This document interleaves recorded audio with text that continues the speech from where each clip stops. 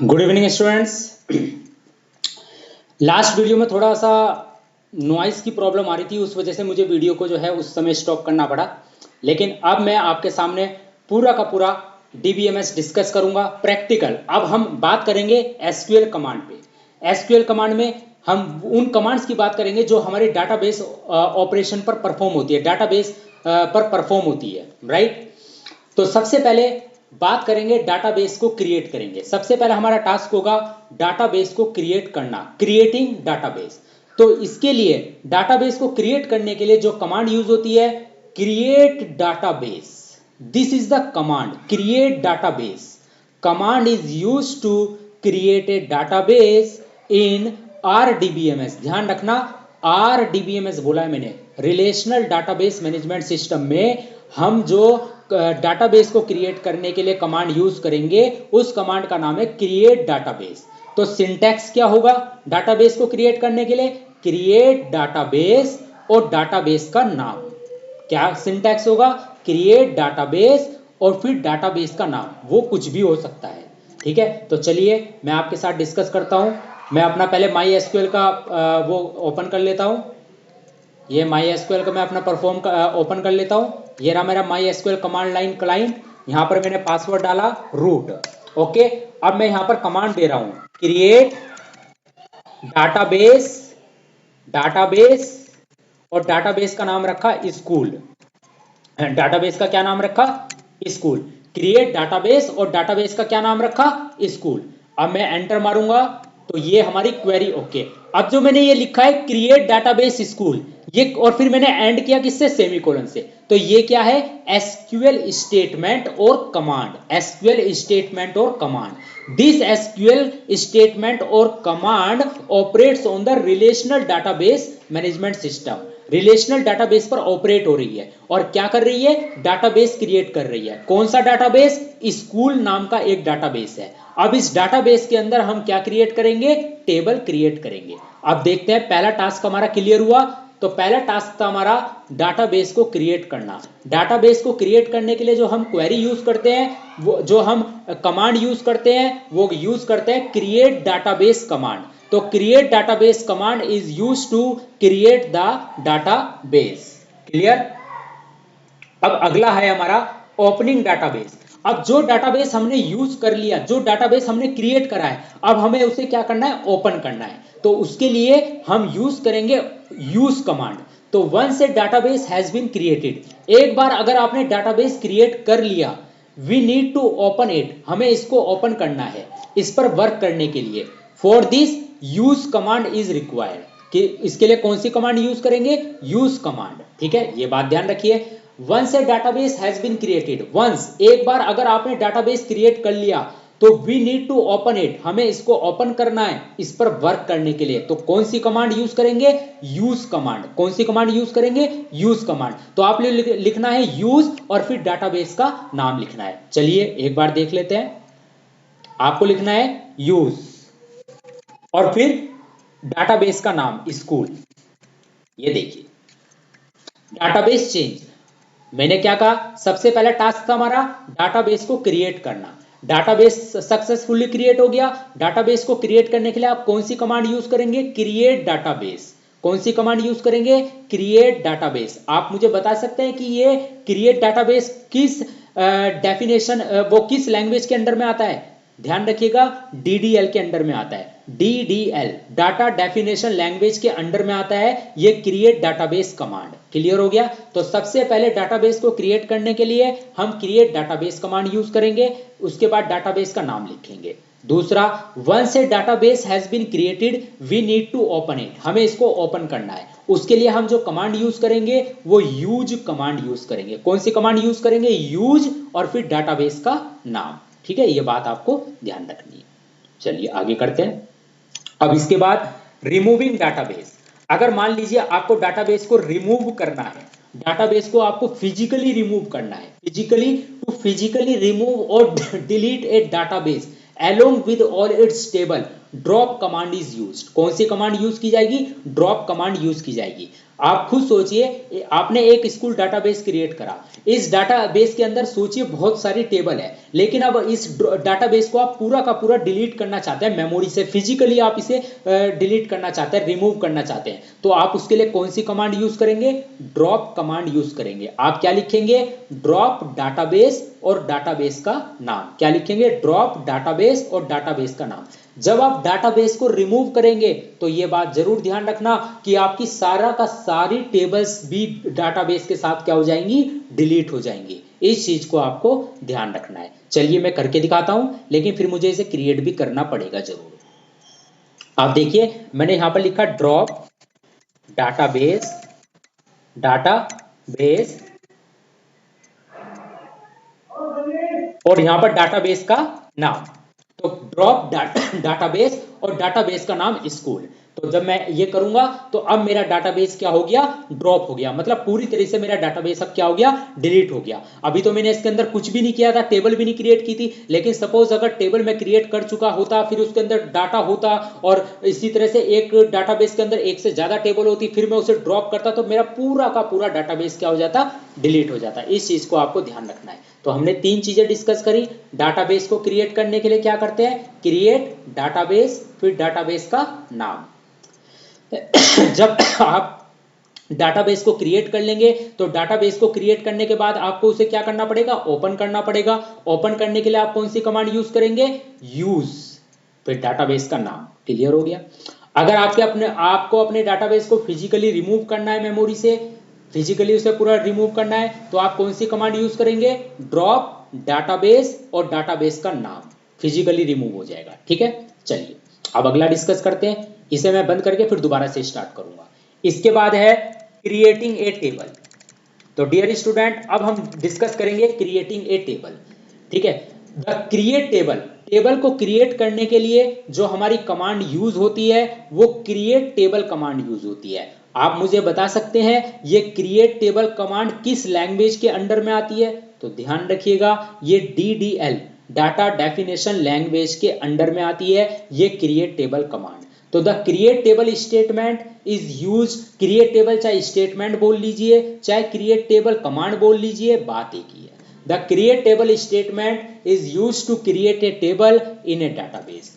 Tables are organized into rows and columns and each table must have a name. It is the most extensively used DDL command. देखो उसने खुद कहा है it is the most extensively command, DDL command। कौन सी command है ये? DDL command है। तो बेटा टेबल को क्रिएट करने के लिए हम क्या सिंटैक्स यूज करेंगे? Create table command, create table फिर टेबल का नाम, फिर हम क्या लगाएंगे? ब्रैकेट, फिर कॉलम का नाम, फिर उस कॉलम का डाटा टाइप और फिर उसका साइज। सिमिलरली फिर नीचे सेकंड कॉलम का नाम, डाटा टाइप और साइज, थर्ड कॉलम का नाम, डाटा टाइप और साइज। इस तरीके से डैश डैश हम करते रहेंगे। तो चलिए टेबल क्रिएट करके दिखाता हूं आपको।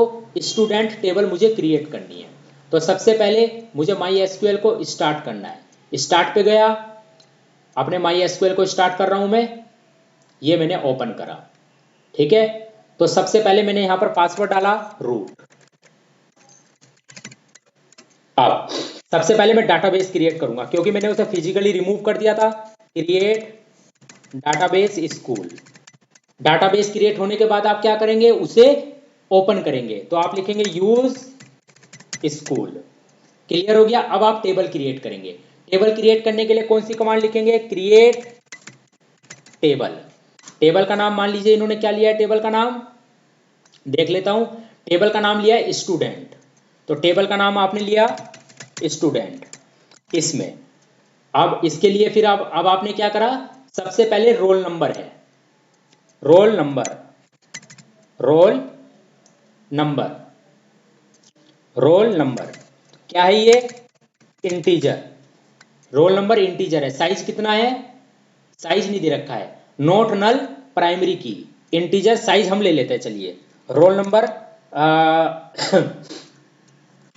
3 डिजिट का, अगर 100 से ज्यादा स्टूडेंट हुए तो लगभग 3 डिजिट का। ठीक है, रोल नंबर इंटीजर साइज। फिर इसने क्या क्या रखा है? इस पर कंस्ट्रेंट भी लगा रखा है। इस पर कंस्ट्रेंट क्या है, नॉट नल प्राइमरी की, मतलब रोल नंबर की वैल्यू नल नहीं हो सकती, रोल नंबर की वैल्यू जो है वो नल नहीं हो सकती है। इसने जो है रोल नंबर पर जो है क्या लगा रखा है, प्राइमरी की लगा रखी है, और प्राइमरी की वैल्यू कभी भी नल नहीं होती है, ये चीज आपको ध्यान रखनी है। ध्यान रखना, जिस भी एट्रीब्यूट पर आप कंस्ट्रेंट लगाएंगे, जैसे यहां पर रोल नंबर वाला जो एट्रीब्यूट है इस पर आपने कंस्ट्रेंट क्या लगाया, प्राइमरी की लगाया, इस रोल नंबर वाले एट्रीब्यूट पर आपने कंस्ट्रेंट क्या लगाया, प्राइमरी की लगाया, तो इसकी वैल्यू कभी भी नल नहीं हो सकती, आपको कोई ना कोई वैल्यू देनी ही होगी, इसकी वैल्यू कभी भी नल नहीं होगी, इस चीज को आपको ध्यान रखना है। तो आप नॉट नल प्राइमरी की, ये कंस्ट्रेंट आप साथ लगेगा आपके, नॉट नल प्राइमरी की, कॉमा, इसके बाद है कौन सा डाटा टाइप, इसके बाद है आपका नेम, इसका डाटा टाइप क्या है, वेर कैर, और साइज कितना है 20, और इसकी वैल्यू भी क्या है, नॉट नल, मतलब आप नेम में नेम की वैल्यू आप नल नहीं दे सकते, तो नेम, फिर वेर कैर 20, साइज है वेर कैर 20, नॉट नल, इसके बाद जेंडर है, जेंडर या तो जेंडर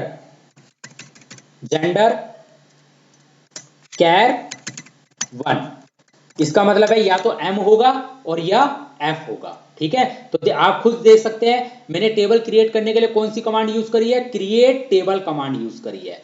कौन सी कमांड है ये, डीडीएल कमांड है, क्रिएट टेबल, फिर टेबल का नाम लिखा स्टूडेंट, फिर ब्रैकेट, पहले कॉलम कौन सा है, रोल नंबर, उसका डाटा टाइप क्या है, इंटीजर, मैंने उसका साइज मेंशन किया 3, क्वेश्चन में मेंशन नहीं है, मैंने मेंशन करा है।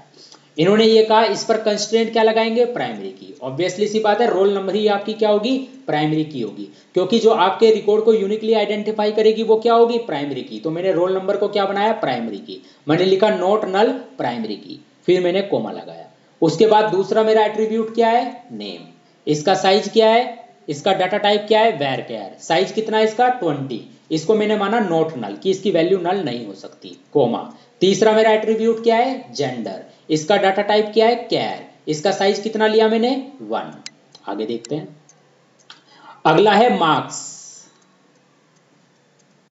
अगला एट्रीब्यूट है मेरा मार्क्स, इसका डाटा टाइप है इंटीजर, साइज कितना है 11, क्लियर। इसके बाद है डीओबी, इसके बाद है डीओबी, इसका डाटा टाइप क्या है, डेट, और यहां पर साइज की जरूरत नहीं होती। ब्रैकेट बंद, सेमीकोलन आपने पुट करा, आपने एंटर मारा, आपकी टेबल क्रिएट हो चुकी है, टेबल का नाम है आपका स्टूडेंट। क्लियर हो गया स्टूडेंट्स? अब आप आगे चलें। अब आप खुद देखें, for each column, her column के लिए ए नेम, हर कॉलम का नाम है, और data type must be specified and the column name must be unique within the table definition. Columns definition are separated by comma. Uppercase and lowercase letters make no difference in column names. The only place where upper and lowercase letter matter, the only place where upper and lowercase letters matter are string comparison.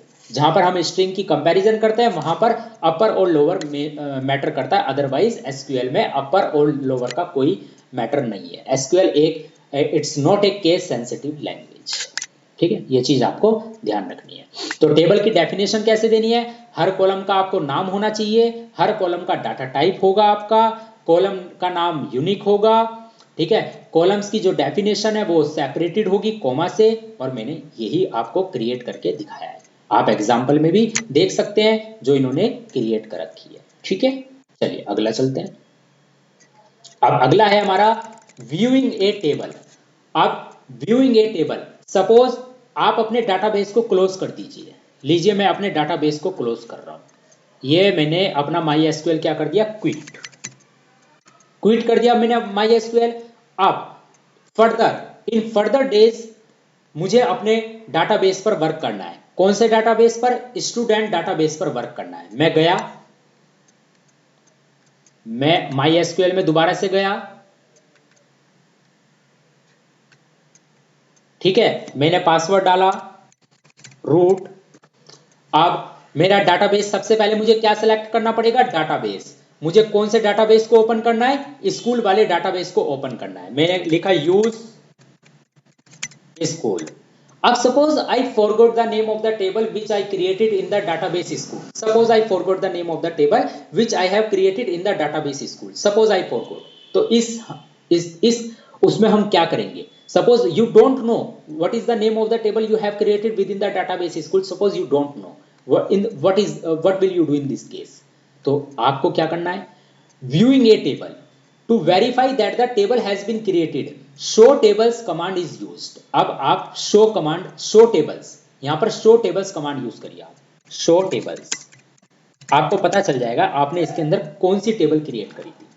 तो dear student, इस जैसे ही आपने लिखा show tables, तो आपको पता चल गया, इसने एकदम डिस्प्ले किया कि आपने इसके अंदर कौन सी टेबल क्रिएट करी थी। इसने आपने इसके अंदर स्टूडेंट टेबल क्रिएट कर रखी है। कौन से डाटाबेस के अंदर, स्कूल डाटाबेस के अंदर। ये डाटाबेस कौन सा डाटाबेस है, आप मुझे बता सकते हो? क्या ये हायरार्किकल डाटाबेस है क्या ये नेटवर्क डाटाबेस है क्या? No, it is not the hierarchical database, it's not the network database.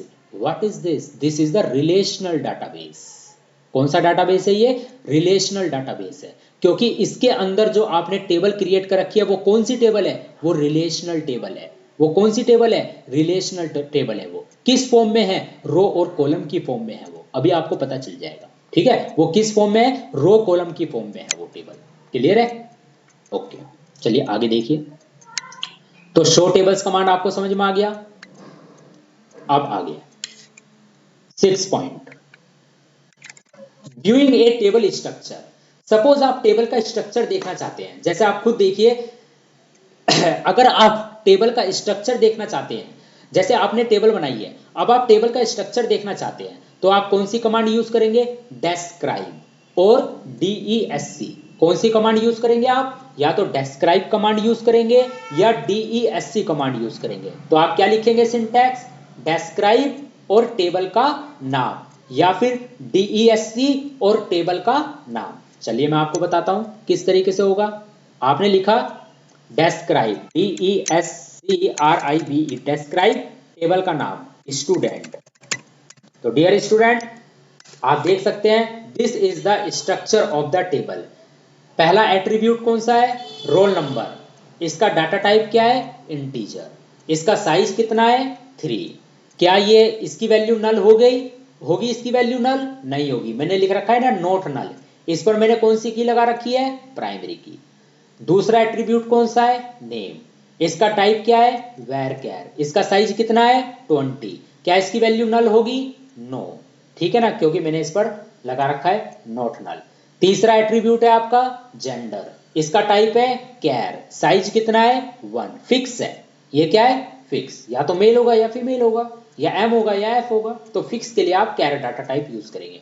क्या इसकी वैल्यू नल हो सकती है? क्या इसकी वैल्यू नल होगी? यस, क्योंकि मैंने वहां पर कोई कंस्टेंट दे ही नहीं रखा है टेबल क्रिएट करते समय। चौथा एट्रीब्यूट क्या है? मार्क्स। इसका टाइप क्या है? इंट। साइज है 11। सिमिलरली पांचवा एट्रीब्यूट है DOB। इसका टाइप क्या है? डेट। क्लियर हो गया? तो इस तरीके से by using the command describe student, तो जैसे ही आप लिखेंगे डेस्क्राइब और टेबल का नाम, तो यहां से आपका पूरा का पूरा टेबल का स्ट्रक्चर डिस्प्ले होगा। आई होप आपको समझ में आ रहा होगा, ठीक है। चलिए स्टूडेंट्स आगे बढ़ते हैं। जैसे इन्होंने भी ऐसे ही कर रखा है, आप देख सकते हैं एग्जाम्पल में। अब अगला पॉइंट, इंसर्टिंग डाटा इनटू ए टेबल, बहुत इंपॉर्टेंट है। इंसर्टिंग डाटा इनटू ए टेबल। तो टेबल तो हमने क्रिएट कर दी, अब हमें इसके डाटा इंसर्ट करना है। तो ध्यान रखना, जो कमांड हम यूज करते हैं उस कमांड का नाम है इंसर्ट इनटू। क्या आप मुझे बता सकते हैं ये कमांड किस लैंग्वेज में आती है? ये कमांड आती है DML के अंदर। DML मतलब ये कमांड किस लैंग्वेज का पार्ट है? DML मतलब data manipulation language. Data manipulation language का पार्ट है DML, insert into command. That means insert into command is a part of the data manipulation language, DML. Insert into command is a part of the data manipulation language, data manipulation language. So the insert into command is used to insert a new record oblique row oblique tuple in a table. आप कुछ भी बोल लीजिए, चाहे आप record बोल लीजिए, चाहे आप रो बोल लीजिए, चाहे आप टपल बोल लीजिए, जो आप चाहते हैं वो बोल लीजिए। तो इंसर्ट इनटू कमांड जो है एक नए रिकॉर्ड को इंसर्ट करने के लिए किसमें, टेबल में यूज की जाती है। ठीक है, it is possible to write the insert into statement in the following different form. ठीक, कैसे हम इसे फॉर्म करेंगे। Insert data for all columns into a table. In the first method, it does not specify the column names where the data will be inserted, only their values. अगर आप सभी columns के लिए वैल्यू देना चाहते हैं, अगर आप सभी कॉलम्स के लिए वैल्यू देना चाहते हैं तो आप क्या करेंगे, आपको कॉलम के नेम को स्पेसिफाई करने की जरूरत नहीं है, आप सिर्फ क्या लिखेंगे, वैल्यूज। कैसे, आप देख लीजिए। पहला पार्ट इंसर्ट इनटू कमांड किस लिए यूज की जाती है, टेबल के अंदर रिकॉर्ड को मतलब रो को मतलब टपल को इंसर्ट करने के लिए इंसर्ट इनटू कमांड यूज की जाती है। ठीक है, इसका part A, number 1 inserting data for all columns into A table. तो हम क्या करेंगे, इसके लिए जब हमें सभी कॉलम्स के लिए डाटा इंसर्ट करना हो तब हम किस तरीके से सिंटैक्स लिखेंगे, insert into, okay, insert into, this is the SQL command. This SQL command comes in the data manipulation language category.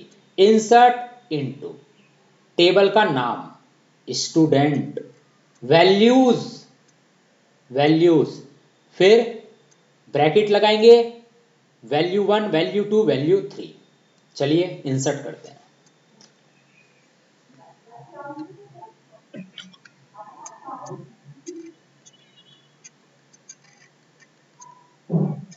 Insert into table का नाम,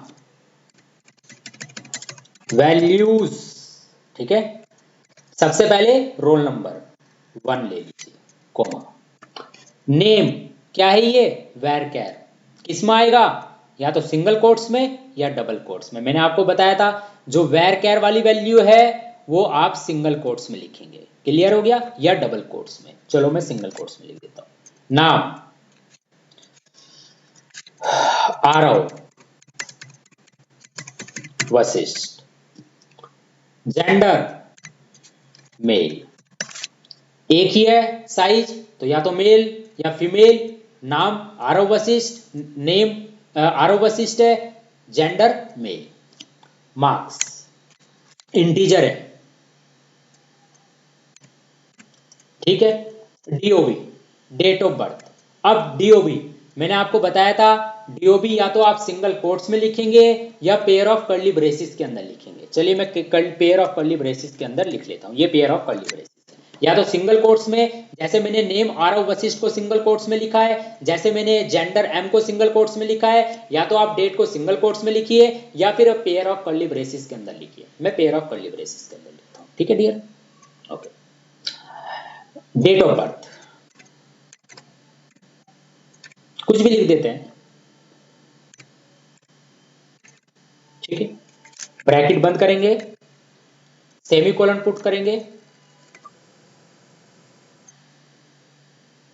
एक minute,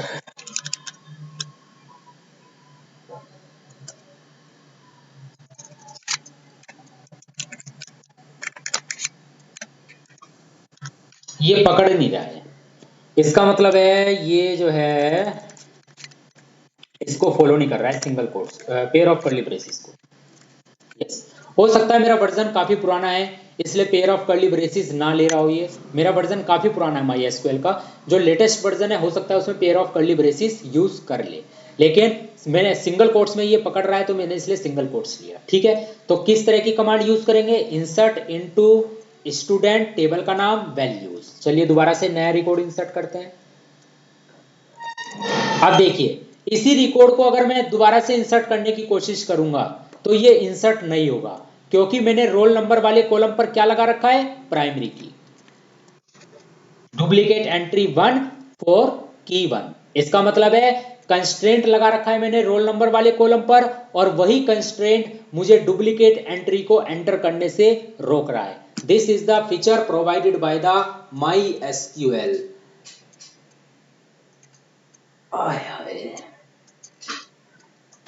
this is the feature provided by the MySQL। तो आप क्या command use करेंगे, insert into student values. आप दूसरा record ले लीजिए कोई,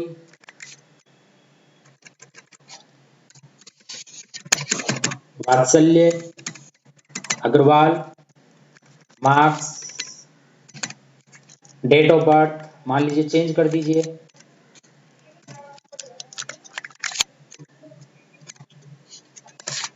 क्लियर हो गया।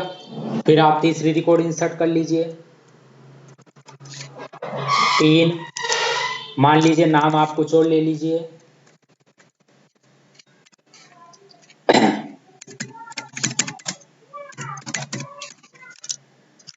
मार्क्स,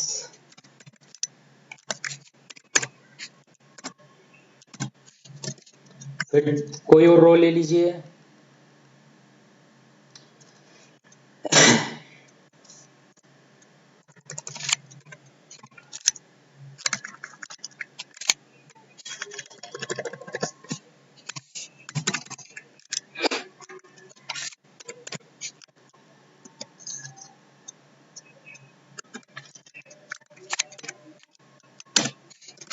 इस तरह से। तो आप देख सकते हैं टेबल में डाटा इंसर्ट करने के लिए जो हम कमांड यूज करेंगे, इंसर्ट इनटू कमांड यूज करेंगे। और ये इंसर्ट इनटू स्टेटमेंट और कमांड किस लैंग्वेज में आता है, किस लैंग्वेज में आता है, ये है तो एसक्यूएल लैंग्वेज में, बट इसकी जो कैटेगरी है वो data manipulation language DML category में आता है ये इंसर्ट इनटू कमांड। तो इंसर्ट इनटू टेबल का नाम स्टूडेंट, वैल्यूज, फिर हम ब्रैकेट के अंदर सभी कॉलम्स की जो वैल्यूज है उनको मेंशन करेंगे। वैल्यूज उसी ऑर्डर में मेंशन करेंगे जिस ऑर्डर में हमने कॉलम्स को स्पेसिफाई किया है। पहले रोल नंबर है तो पहले रोल नंबर, उसके बाद नेम है तो फिर उसके ठीक बाद नेम, फिर उसके बाद जेंडर है तो ठीक उसके बाद जेंडर, फिर उसके बाद मार्क्स है तो ठीक उसके बाद मार्क्स, फिर लास्ट में DOB है तो लास्ट में DOB। अगर आप ऑर्डर चेंज कर देंगे तो डेफिनेटली प्रॉब्लम हो जाएगी, इसलिए इस चीज को ध्यान रखिए। जिस ऑर्डर में आपने टेबल को क्रिएट किया है, जिस ऑर्डर में आपने टेबल के एट्रीब्यूट को रखा है, उसी ऑर्डर में आप वैल्यू को भी मेंशन करेंगे। ये चीज आपको ध्यान रखनी है। क्लियर हो गया, चलिए आगे।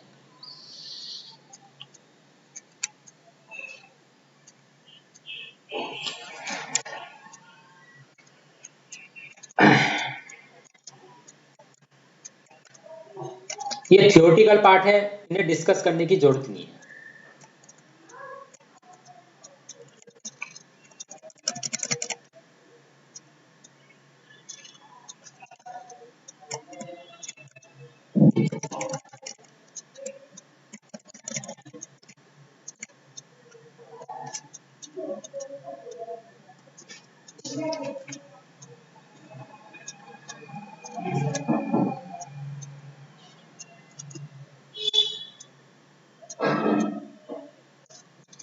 इसमें एक चीज देख लेते हैं कि the following point should be kept in the mind while inserting data in a relation.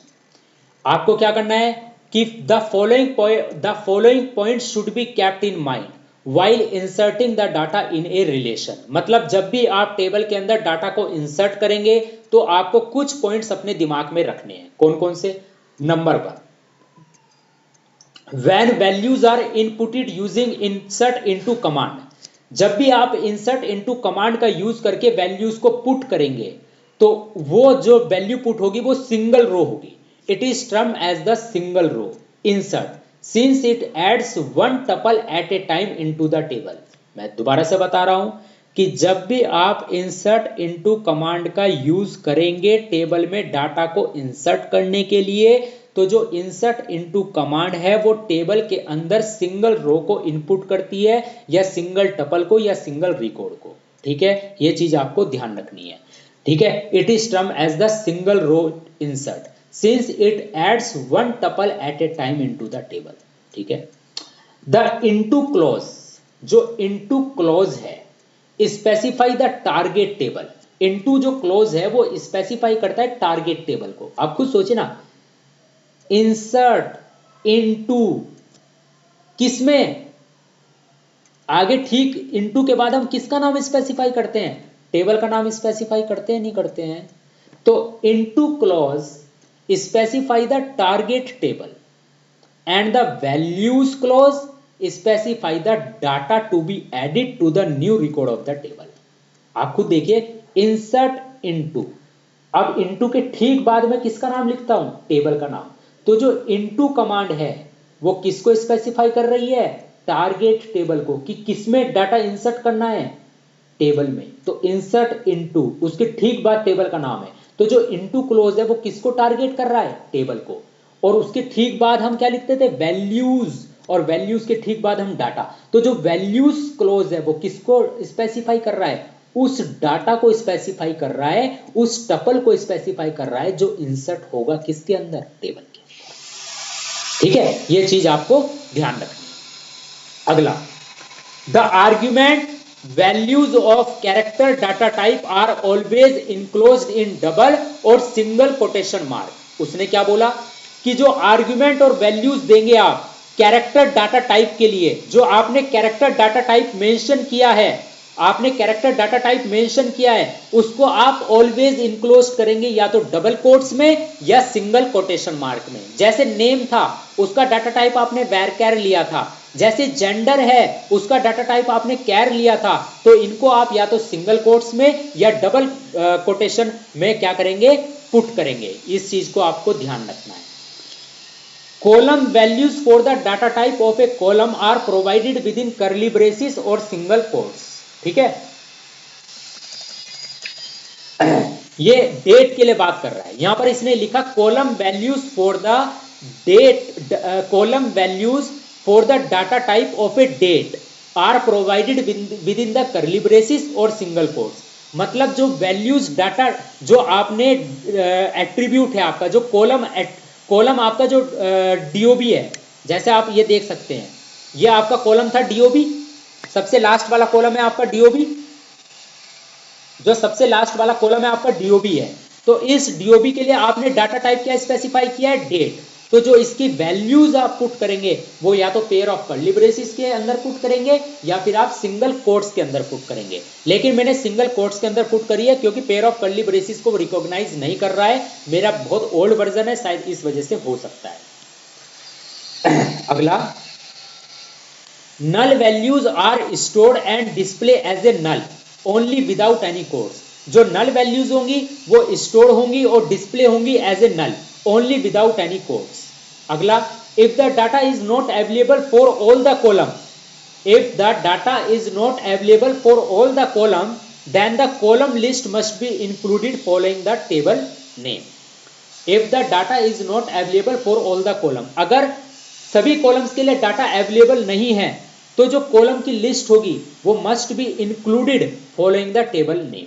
ठीक है ना, तो जो कॉलम्स की लिस्ट होगी वो जो कॉलम्स की लिस्ट होगी उसमें क्या होना चाहिए, टेबल का नाम होना चाहिए। ठीक है, अब इसके में बात आता है, हम टेबल के अंदर डाटा को इस तरह से भी इंसर्ट कर सकते हैं। दूसरा तरीका दे रखा है इन्होंने टेबल के अंदर डाटा इंसर्ट करने का, inserting data directly into A table. The second form specifies both the column names and the value to be inserted। जो सेकंड वे है डाटा इंसर्ट करने का, उसमें किस तरीके से हम कर सकते हैं, कॉलम का नाम भी लिख सकते हैं और फिर वैल्यूज भी इंसर्ट कर सकते हैं। कैसे, आप देख लीजिए। मैं एक बार पहले टेबल को डिस्क्राइब कर दूं। DESC टेबल का नाम। अब आप देखिए दूसरा तरीका मैं डाटा इंसर्ट करने का क्या यूज करूंगा, इंसर्ट इनटू टेबल का नाम स्टूडेंट, इसके बाद में सभी कॉलम के नाम स्पेसिफाई करूंगा, roll number comma name comma gender comma marks comma DOB. Clear हो गया, ये बंद करा, फिर वैल्यूज। अप, इसके बाद रोल नंबर 5, नेम मान लीजिए मैं अपना नाम डाल देता हूं विनीत गुप्ता, मान लीजिए जेंडर मानना क्या है, यहां पर मेल आ गया जेंडर, मार्क्स आपके 34 आ गए, कॉमा डीओबी आ गया 1989 12-15, ये आपका क्या आ गई, वैल्यूज आ गई। फिर आपने यहां सेमीकोलन लगाया, आपने सिंगल कोट्स के अंदर इसको बंद किया, ओके, आपने एंटर मारा, आप देख सकते हैं आपकी क्वेरी इंसर्ट हो गई है। तो टेबल में दूसरा डाटा इंसर्ट करने का तरीका क्या है, इंसर्ट इनटू स्टूडेंट, ब्रैकेट के अंदर आपने सभी कॉलम के नाम स्पेसिफाई करे, ब्रैकेट बंद, वैल्यूज लिखा, फिर आपने वैल्यूज स्पेसिफाई की। This is also the best way to insert the data into the table. पहला मैंने आपको तरीका क्या बताया, इंसर्ट इनटू टेबल का नाम, वैल्यूज, और आपको ब्रैकेट के अंदर सभी वैल्यूज को मेंशन करना है, ठीक है। दूसरा तरीका क्या है, इंसर्ट इनटू स्टूडेंट, ब्रैकेट के अंदर सभी कॉलम के नाम, फिर उसके बाद वैल्यूज, फिर आप सभी वैल्यूज को एंटर कराएंगे। बस ये बात ध्यान रखनी है, जो कैरेक्टर वाली वैल्यू है, जो कैर और वेर कैर वाली वैल्यू है, उनको आप सिंगल कोट्स के अंदर लिखेंगे, और जो डेट वाली वैल्यू है उनको पेयर ऑफ कर्ली ब्रेसिस या सिंगल कोट्स, लेकिन मैं पेयर ऑफ सिंगल कोट्स के अंदर मैंने उनको पुट किया, ठीक है। चलिए इसका यूज करते हुए एक और रो इंसर्ट कराते हैं, नाम 6, name Divyanshu, a marks, date of birth, clear है, एंटर करा लीजिए। क्लियर हो गया, तो ये दूसरा वे है डाटा को इंसर्ट करने का, ठीक है। चलिए तो आप देख सकते हैं इंसर्ट इनटू स्टूडेंट, अब यहां पर देखिए ब्रैकेट के अंदर इसने क्या करा, roll number, name, gender, marks, DOB, फिर वैल्यूज, फिर ब्रैकेट के अंदर सारी की सारी वैल्यूज को इसने इंसर्ट करा, ठीक है। व्हेन एडिंग ए रो, जब आप रो ऐड करेंगे, ओनली द कैरेक्टर्स और data values should be enclosed within single quotes. ये बात ध्यान रखना, मैंने ऑलरेडी मैं इस बात को एम्फेसाइज कर रहा हूं कि जब भी आप वैल्यू इंसर्ट करेंगे तो जो कैरेक्टर वाली वैल्यूज होंगी सिर्फ उन्हीं को ही आप सिंगल कोट्स में इनक्लोज करेंगे, राइट। ओनली द कैरेक्टर्स और द डेट वैल्यूज, इसने लिख रखा है when adding a row only the characters value और date values should be enclosed within single quotes.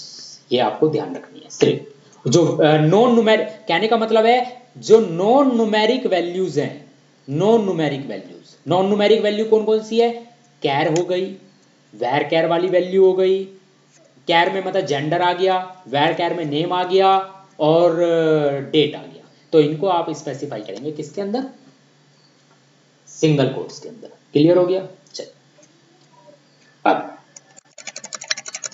तीसरा way, inserting data into specific columns of a table. अगर मान लीजिए आप सिर्फ टेबल के स्पेसिफिक कॉलम में डाटा इंसर्ट करना चाहते हैं, सभी कॉलम में डाटा इंसर्ट ना करके कुछ स्पेसिफिक कॉलम में डाटा इंसर्ट करना चाहते हैं, तो आप किस तरह से लिखेंगे, इंसर्ट इनटू टेबल का नाम, ब्रैकेट लगाएंगे, उन्हीं कॉलम्स का नाम लिखेंगे जिनका डाटा आपको इंसर्ट कराना है, फिर वैल्यूज, और फिर उन्हीं वैल्यूज को, उन्हीं कॉलम से रिलेटेड वैल्यूज को आप क्या करेंगे, स्पेसिफाई करेंगे, ठीक है। जैसे मान लीजिए इंसर्ट इनटू स्टूडेंट, मुझे चाहिए value roll number, comma name, comma DOB, क्योंकि नेम से जेंडर का पता चल जाएगा, मार्क्स की मुझे जरूरत नहीं है, या डीओबी भी हटा दीजिए, सिर्फ मुझे मार्क्स चाहिए।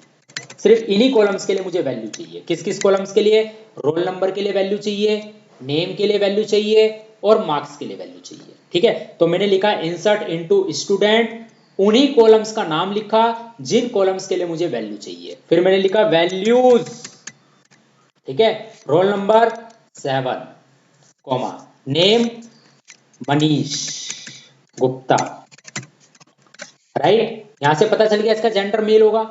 ओके, और डीओबी सॉरी मार्क्स चाहिए थे, मार्क्स करते क्वेरी। ओके, तो आप देख सकते हैं आज मैंने आपको 3 तरीके बताए वैल्यू इंसर्ट करने के। कौन कौन से तरीके बताए? पहला तो इंसर्ट इनटू कमांड यूज करी, फिर टेबल का नाम, फिर वैल्यूज, सारी वैल्यू मेंशन करी।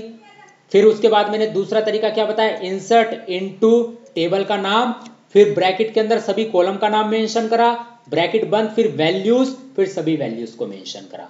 फिर तीसरा तरीका, अगर आपको कुछ स्पेसिफिक कॉलम में ही डाटा में एंटर कराना है, सभी कॉलम में डाटा एंटर नहीं कराना है, तो आप लिखेंगे इंसर्ट इनटू टेबल का नाम, ब्रैकेट के अंदर उन्हीं कॉलम का नाम लिखेंगे जिनका डाटा आपको मेंशन कराना है, फिर वैल्यूज, और फिर ब्रैकेट के अंदर उन्हीं कॉलम से रिलेटेड आप वैल्यूज को मेंशन करेंगे।